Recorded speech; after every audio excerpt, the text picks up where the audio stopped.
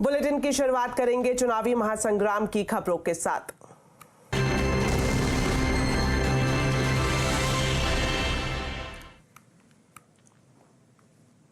जम्मू कश्मीर को जल्द राज्य का दर्जा मिलेगा। प्रधानमंत्री नरेंद्र मोदी ने जम्मू कश्मीर को लेकर आज ये बड़ा ऐलान किया है। उधमपुर चुनावी रैली में उन्होंने कहा कि लंबे समय के बाद जम्मू कश्मीर में यह पहला चुनाव है जब आतंकवाद, अलगाववाद जैसे मुद्दे नहीं है। साथ ही उन्होंने कहा कि अब वो समय दूर नहीं जब जम्मू कश्मीर में भी विधानसभा चुनाव होंगे। इसके साथ कई और भी मुद्दों पर विपक्ष को प्रधानमंत्री नरेंद्र मोदी ने घेरा।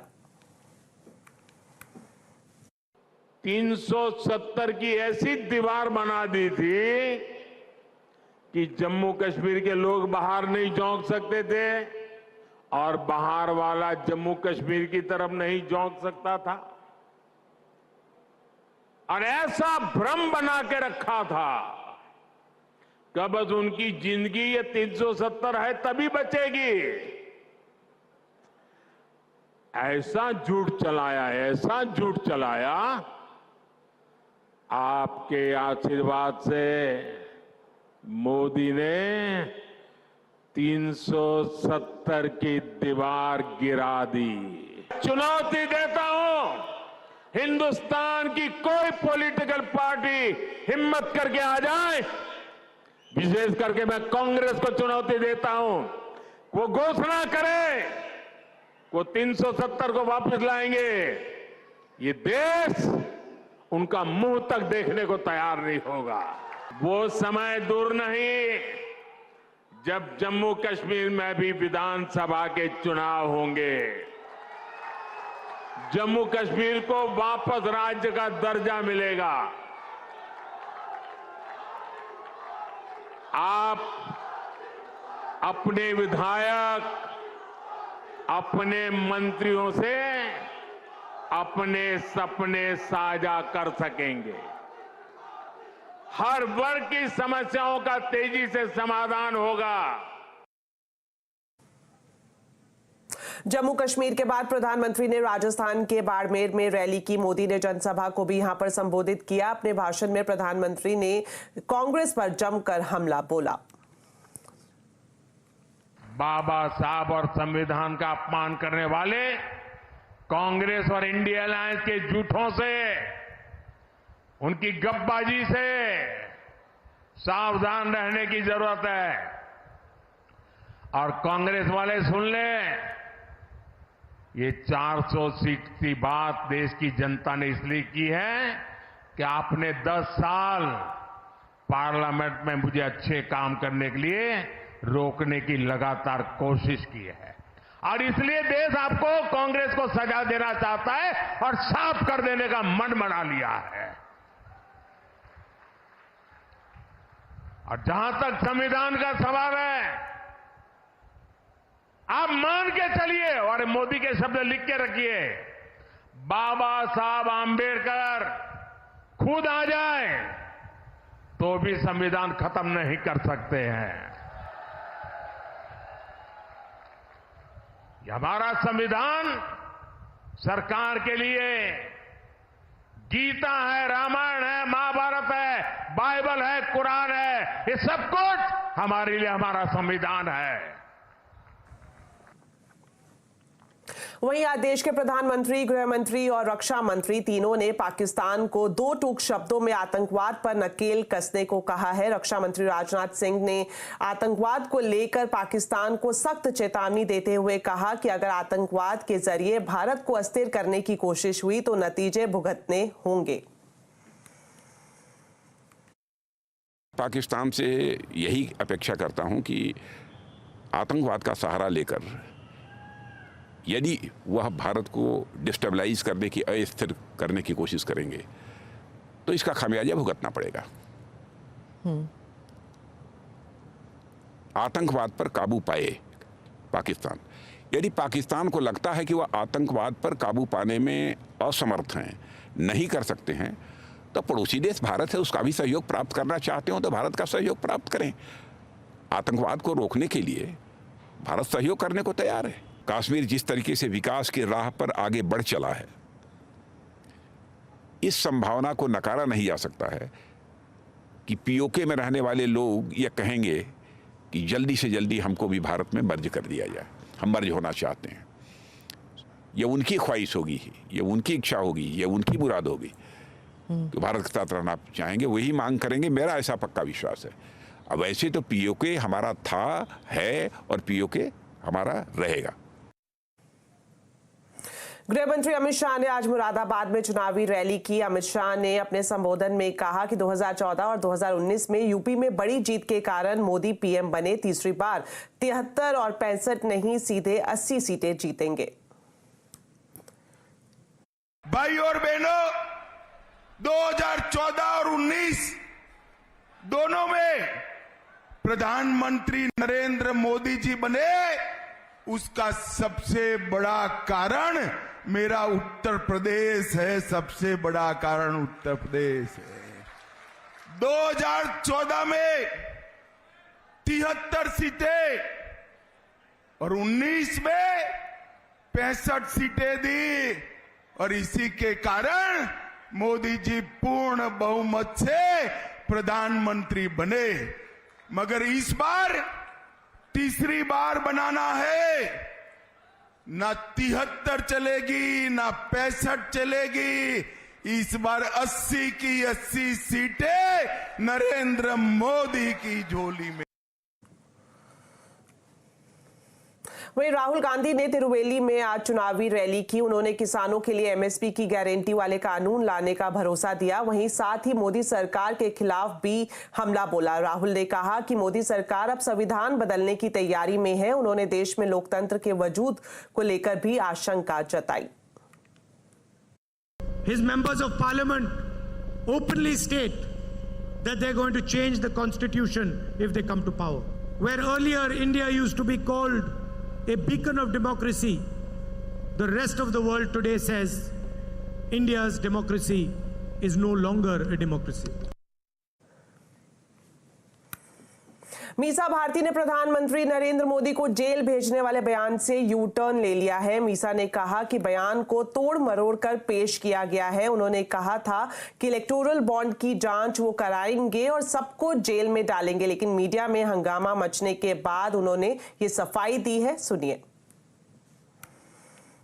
जो इंडिया गठबंधन है 30 लाख रोजगार दे रहा है, उसमें उनको तुष्टिकरण दिख रहा है। किसानों की आय दुगनी करने की हम बात कर रहे हैं, हम एमएसपी लागू करने की बात कर रहे थे, इनको तुष्टिकरण नजर आ रहा है। आज बेटे के लिए वोट मांगने गए थे, काहे नहीं परिवारवाद पे बोले? मुंह बंद हो गया प्रधानमंत्री जी का। इलेक्टोरल बॉन्ड पे कौन जवाब देगा? जब आते हैं वो हमारे परिवार पे आरोप लगाते हैं भ्रष्टाचार का। जानते हैं कितना बड़ा भ्रष्टाचार है। अगर देश की जनता ने कहीं हमें मौका दे दिया इंडिया गठबंधन को, प्रधानमंत्री से लेकर के जितने भी भाजपा नेता है जेल के अंदर बंद हो। जो मैंने बयान दिया पूरा सुना है।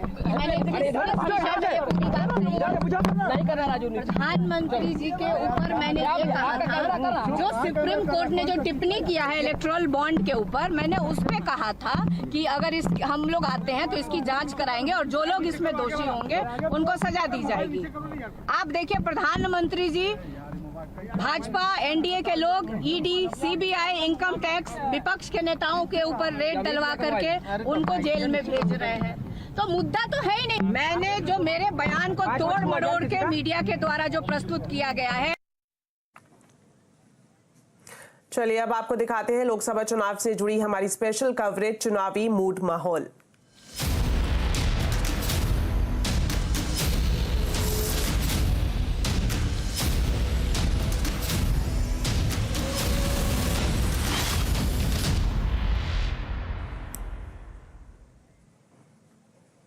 चलिए चुनावी मूड माहौल में आज आपको लेकर चलते हैं पुणे, जहां एनसीपी नेता सुप्रिया सुले स्कूटी से मतदाताओं से संपर्क कर रही हैं। उन्होंने कहा कि इंडिया गठबंधन महाराष्ट्र में ज्यादा से ज्यादा सीटें जीतने पर फोकस कर रहा है। देखिए हमारे संवाददाता विवेक गुप्ता की सुप्रिया सुले से ये दिलचस्प बातचीत।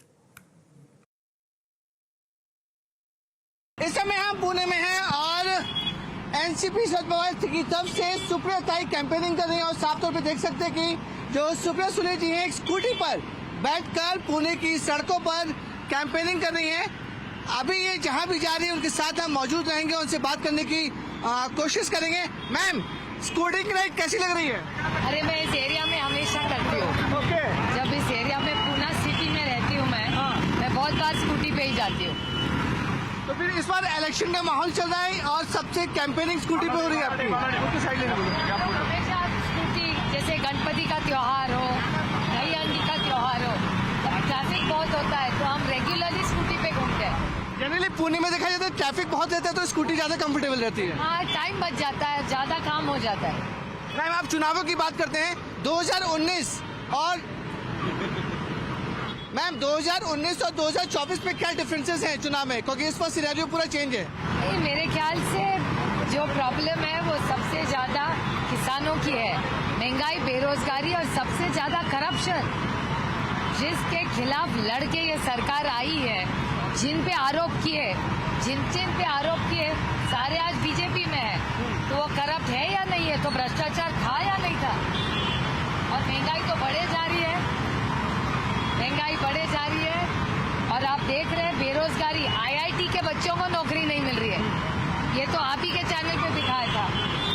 मैंने की सबसे सिनेरियो है कि 2019 में जो आपके साथ थे वो अलग हो गए हैं और जो आपके खिलाफ थे वो आपके साथ हो गए हैं। ये ठीक है, हो जाता है लाइफ में। अभी मैं तो राजनीति में आई देश की सेवा करने के लिए और गलत कामों के खिलाफ बोलने के लिए। तो पहले देश, उसके बाद राज्य, उसके बाद पार्टी और उसके बाद फैमिली। लेकिन मैम, अभी अब फैमिली के मुद्दे पे मैं तो अपने फैमिली का जिक्र किया, बारामती में सब पवार वर्सेस पवार हो रहा है। जैसे भी लेके, मेरे लिए मेरी राजनीति वैयक्तिक तौर पे कभी रही नहीं है। आप मेरे भाषण भी देखिए, मैं 18 साल से सांसद में हूँ। जब भी भाषण करती हूँ तभी मैं किसी के वैयक्तिक खिलाफ नहीं बोलती, व्यक्तिगत। मेरी राजनीति ये आइडियोलॉजिकल और पॉलिसी ड्रिवन है। लेकिन मैम, इस बार अजीत दादा की वाइफ लड़ रही है आपके खिलाफ, एज अ फैमिली मेंबर। वो निर्णय उनका है। कार्यकर्ताओं को पटाखे चले, जोश काफी दिख रहा है कार्यकर्ताओं का यहाँ। फैमिली वर्सेस फैमिली, तो क्या लगता है कुछ सिनेरियो चेंज होगा? हमने फैमिली वर्सेस फैमिली नहीं किया, उन्होंने किया। मेरा पहले से तय था कि मैं लोकसभा लड़ूंगी।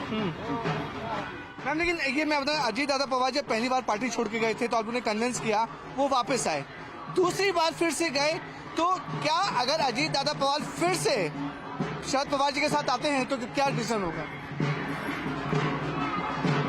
अभी तो कोई नहीं है, अभी तो लड़ाई हो रही है। अभी हमारे यहाँ कहावत है, आधी लग्न कोंडाण्याचं। पहले जो हाथ में काम लिया है वो तो पूरा करें। मैम, इंडिया अलायंस की बात करना, अपनी टॉपिक पे जाए। इंडिया अलायंस में स्टार्टिंग में बहुत बड़े बड़े लोग आप लोग से जुड़े, बहुत बड़े लोग आए भी, लेकिन देखा गया अनफॉर्चुनेटली नीतीश जी अलग हो गए। फिर ममता बनर्जी की बात करें, वो भी उसमें नहीं है। तो क्या इंडिया अलायंस अलग? हाँ, मतलब बंगाल में है और बंगाल में आपके साथ नहीं है, लेकिन तो ये अलग अलग क्या लग रहा है कि पार्टी जो इंडिया अलायंस है कमजोर पड़ती जा रही है? नहीं, बिल्कुल नहीं, बिल्कुल ही नहीं, सवाल ही नहीं है। पूरा अच्छा चल रहा है इंडिया अलायंस का। लास्ट क्वेश्चन, कितनी कॉन्फिडेंट आउट ऑफ 48 सीट्स में थे महाविकास आघाड़ी कितने सीट जीत पाएंगे? 48 सीट में 48 सीट सारे जीतने की कोशिश हम पूरी ताकत से करेंगे। चलिए अब आपको दिखाते हैं मार्केट से जुड़ी हुई कुछ बड़ी खबरें। टीसीएस के अच्छे नतीजों से रिजल्ट सीजन का पॉजिटिव आगाज हो गया है। चौथी तिमाही में टीसीएस ने अनुमान से बेहतर नतीजे पेश किए हैं। कंपनी का मुनाफा 11,734 करोड़ रुपए से बढ़कर 12,240 करोड़ रुपए हो गया है। आय भी 60,583 करोड़ रुपए से बढ़कर 61,237 करोड़ रही है। तो अगर एबिट मार्जिन की बात की जाए तो ये भी 25% से बढ़कर 26% हो गया है। इस पूरे नतीजों पर बात करने के लिए अब हमारे साथ जुड़ रही हैं हर्षदा सावंत। तो हर्षदा जी, बताएं इन नतीजों को कैसे देखते हैं? नतीजों में 2-3 चीजें हैं जो बेहद पॉजिटिव है। वैसे अगर आप ध्यान देंगे तो रेवेन्यू ग्रोथ के लिहाज से एक एवरेज क्वार्टर 1% तक की ग्रोथ देखने को मिली है, लेकिन जो बड़ा पॉजिटिव आया है वो मार्जिन्स पर आया। 26% तक के मार्जिन्स, ये 3 सालों के सबसे उच्चतम मार्जिन्स पर कंपनी ने अपने कारोबार को डिलीवर किया है। यही नहीं, डील विंस का भी सिलसिला लगातार बढ़ता हुआ।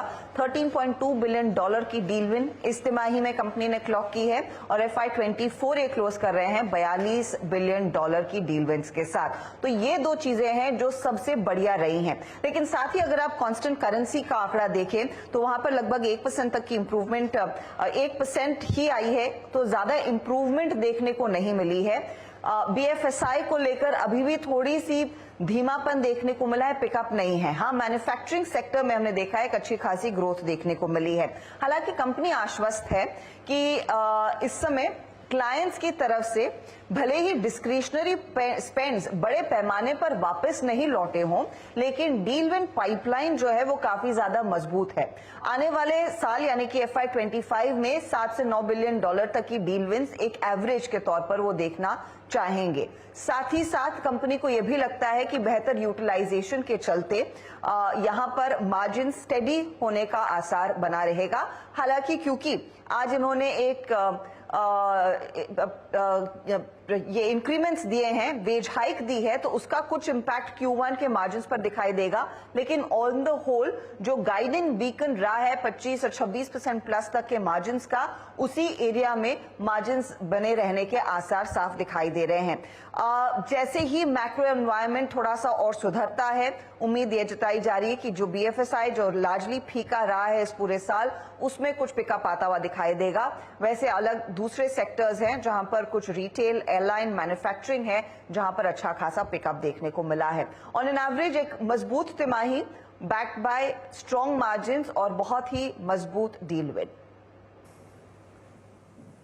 शुक्रिया हर्षिता जी, हमारे दर्शकों को ये सब विस्तार से बताने के लिए। बढ़ते हैं आगे और बात करते हैं बाजार की। खराब ग्लोबल संकेतों ने बाजार का मूड बिगाड़ दिया। कारोबारी हफ्ते के आखिरी दिन बाजार में बिकवाली रही। सेंसेक्स निफ्टी 1% से ज्यादा गिरावट के साथ बंद हुए हैं। डिटेल्स लेते हैं सुमित से। तो सुमित, ये बताएं आज कौन से सेक्टर्स में एक्शन और कौन से सेक्टर्स में सुस्ती दिखाई दी? देखिए, बढ़ने वाले शेयरों की अगर बात की जाए निफ्टी में, तो डीवी स्लैब आज लीड कर रहा था। इनफैक्ट फार्मा के सेलेक्टिव स्टॉक्स से जहां पर आज खरीदारी देखने को मिली, तो डीवी स्लैब हुआ, Bajaj auto, Tata Motors, TCS numbers के आसपास यहां पर खरीदारी देखने को मिली। बिकवाली थी सन फार्मा में 4% के आसपास की, मारुति 3.5% टूटा, पावर ग्रिड 2.5% टूटा, टाइटन 2.5% के आसपास की बिकवाली यहां तो दिखाई पड़ी। मिड कैप में आज जो थोड़ी बहुत खरीदारी थी उसमें आर्चन केमिकल 6% ऊपर, सीडीएसएल 7% ऊपर, क्वेस्ट कॉर्प और महिंद्रा लाइफ स्पेस करीब 5% तेजी यहां पर देखने को मिली। गिरने वाले शेयरों में सन फार्मा की तर्ज पर सन फार्मा एडवांस में बिकवाली थी। पिरामल फार्मा 4.5% नीचे था, सिग्नेचर ग्लोबल 4% नीचे था और ग्रेफाइट इंडिया करीब 4% बिकवाली यहां पर आते हुए दिखाई पड़ी। शुक्रिया सुमित इस पूरे मार्केट अपडेट के लिए। तो शेयर बाजार के साथ साथ सभी एसेट क्लास में एक साथ तेजी क्यों देखने को मिल रही है, कैसे सुलझेगी बाजार की ये पहेली, आज आवाज अड्डा में इसी पर करेंगे बड़ी चर्चा शाम 7:57 पर। चलिए अब बात करेंगे सोने और चांदी के दामों की। बाजार में सोने और चांदी में रिकॉर्ड तेजी जारी है। 2 महीनों में सोने के दाम करीब 16% और चांदी के दाम 20% तक चढ़ चुके हैं। डिटेल्स लेते हैं मनीषा गुप्ता से। तो मनीषा जी बताएं क्या अपडेट है? लगातार रिकॉर्ड हाई पर जाते हुए दिखाई दे रहे हैं दाम। एक और दिन और एक और हफ्ता जहां पर हमने ऑल टाइम हाईज यहां पर सोने और चांदी में बनते हुए देखे हैं। वैसे आपको बता दें कि इस हफ्ते हर दिन सोने ने नया ऑल टाइम हाई बनाया है। $2400 प्रति आउंस के ऊपर के प्राइसेस अब यहां पर बन चुके हैं। अगर पिछले 5 महीने की बात की जाए तो $400 की ये तेजी है। और अगर इस साल की बात की जाए तो सोने में हमने करीबन 12,000 रुपए प्रति 10 ग्राम का तेजी आता हुआ देखा है। और उसके साथ ही सोने ने यहां पर 72,000 के लेवल्स निकाले हैं।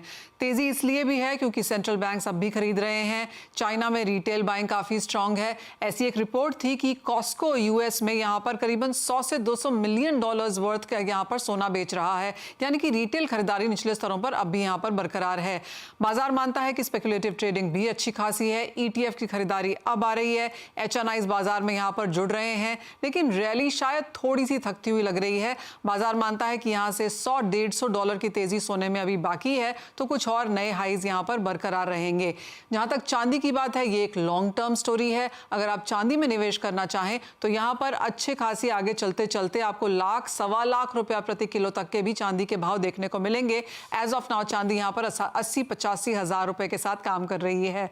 बाजार की नजर रहेगी कि यूरोप से किस तरह की रेट कटौती आती है और यूएस फेड यहां पर इस साल में 2 या 3 रेट कट्स करता है। इन सबको मद्देनजर रखते हुए वॉलेटाइल मूव्स यहां पर जरूर रह सकते हैं, लेकिन आज के भी दिन बाजार मानता है कि बेच के काम नहीं करना है। अगर आपके पास है तो कुछ मुनाफा कमा लें, पैसे की जरूरत नहीं है तो होल्ड करके उसे रखें, लेकिन शॉर्ट के साथ अभी भी सोने और चांदी में कारोबार नहीं करना।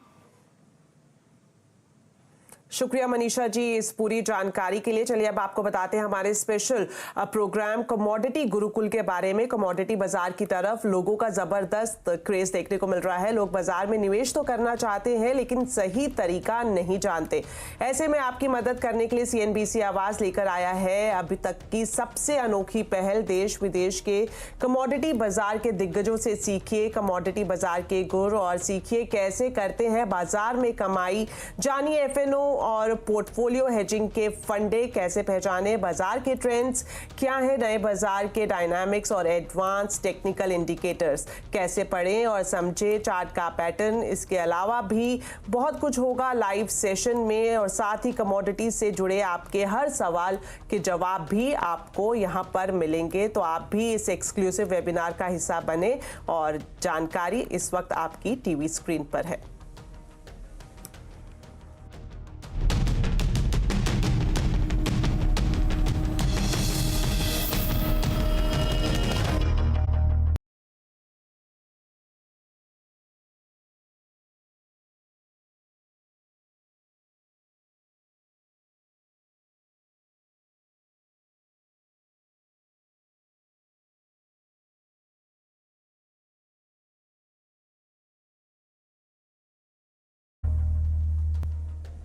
ब्रेक के बाद आपका स्वागत है और अब कुछ और खबरें और बात करते हैं एलन मस्क के भारत दौरे की, जिसके ऐलान के बाद अब खबर ये आ रही है कि एलन मस्क की कंपनी स्टारलिंक को जल्द ही भारत में सैटेलाइट ब्रॉडबैंड सेवाएं देने का लाइसेंस मिल सकता है। एलन मस्क की भारत आने की घोषणा के बाद दूरसंचार विभाग ने कंपनी को लाइसेंस देने की प्रक्रिया तेज कर दी है।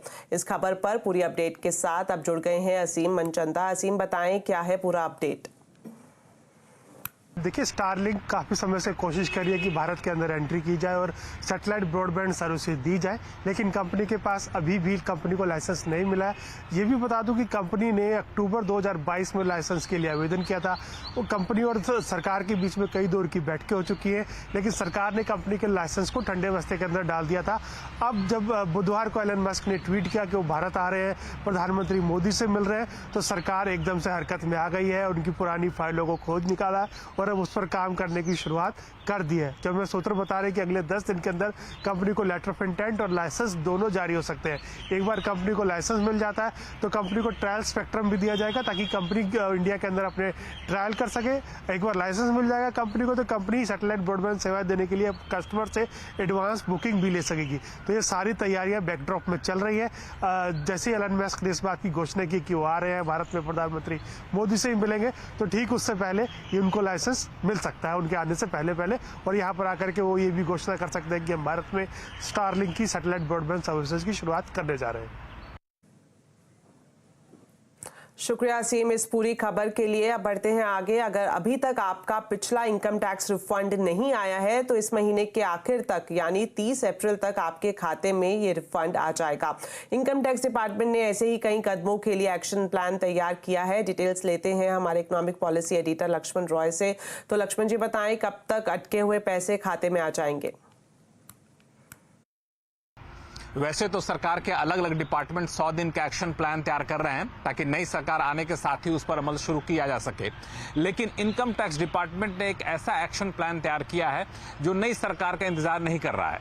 दरअसल उस पर अमल अभी से ही शुरू हो गया है और इस एक्शन प्लान की सबसे बड़ी खासियत यह है कि इसके तहत टैक्स पेयर्स के जो भी रिफंड अटके पड़े हुए हैं लंबे समय से, उस रिफंड को तत्काल वापस कर दिया जाएगा, उनके खाते में चला जाएगा और रिफंड वापस करने की आखिरी डेडलाइन या करें मियाद तय की गई है 30 अप्रैल, यानी इसी महीने की आखिरी तारीख तक सभी अटके रिफंड वापस कर दिए जाएंगे। दरअसल कई सारे मामलों में जहां पे अपील पेंडिंग है या फिर स्क्रूटनी के मामले हैं, वैसे मामले में टैक्स पेयर्स के रिफंड रोक दिए जाते हैं। लेकिन जहां पे स्क्रूटनी पूरी हो गई है या फिर अपील पूरा हो चुका, मामले निपटाए जा चुके हैं, अब सिर्फ रिफंड दिया जाना बाकी है, वैसे मामले में रिफंड कर दिया जाएगा। उस रिफंड में अब ज्यादा देरी नहीं की जाएगी और जैसा कि मैंने बताया, वो इसी महीने की आखिरी तारीख यानी 30 अप्रैल को ही सारे रिफंड कर दिए जाएंगे। इस एक्शन प्लान की दूसरी जो खासियत है वो ये है कि इनकम टैक्स डिपार्टमेंट समय समय पर लोगों की संपत्ति जब्त करता रहता है किसी न किसी मामले में, लेकिन उसके मामले अगर निपट गए हैं तो निपटने के बावजूद संपत्ति छोड़ दिया जाना चाहिए, लेकिन संपत्ति अभी तक रिलीज नहीं की गई है। तो वैसे मामलों में 30 जून तक सारी संपत्ति को रिलीज कर दिया जाएगा, यानी जब्त की हुई वो संपत्ति जो मामले निपट गए हैं अब सिर्फ उनको रिलीज किया जाना बाकी है। 30 जून तक वो सारी संपत्ति, जब्त की हुई संपत्ति वापस टैक्स पेयर्स को दे दिया जाएगा। तीसरी महत्वपूर्ण बात यह है कि लंबे समय से अपील अटके पड़े रहते हैं इनकम टैक्स डिपार्टमेंट के पास, यानी इनकम टैक्स डिपार्टमेंट कोई कार्रवाई करता है, उसके खिलाफ टैक्स पेयर्स अपील करता है, वो अपील सालों साल चलते रहते हैं। तो अब ये कहा गया इस एक्शन प्लान में कि 1 अप्रैल 2020 यानी करीब 4 साल पहले तक के जो अपील है, जो अपील फाइल हो गए थे, उन अपील को प्राथमिकता के आधार पर निपटाया जाए।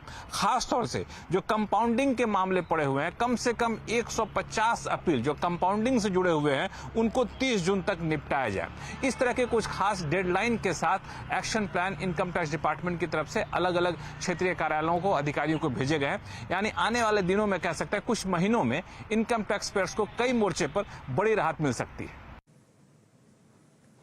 शुक्रिया लक्ष्मण जी ये पूरी जानकारी हमें बताने के लिए। अब आपको बताते हैं आज शाम का कंज्यूमर अड्डा टॉपिक क्या रहने वाला है। हिंदू नववर्ष में क्या है आपका राशिफल, कहां किस राशि का निवेश दिलवाएगा तगड़ा रिटर्न, अपना भाग्य चमकाने के लिए क्या कुछ किया जाए, इन तमाम सवालों के जवाब मिलेंगे हमारे खास प्रोग्राम दारूवाला से जानिए राशिफल में शाम 5:57 पर।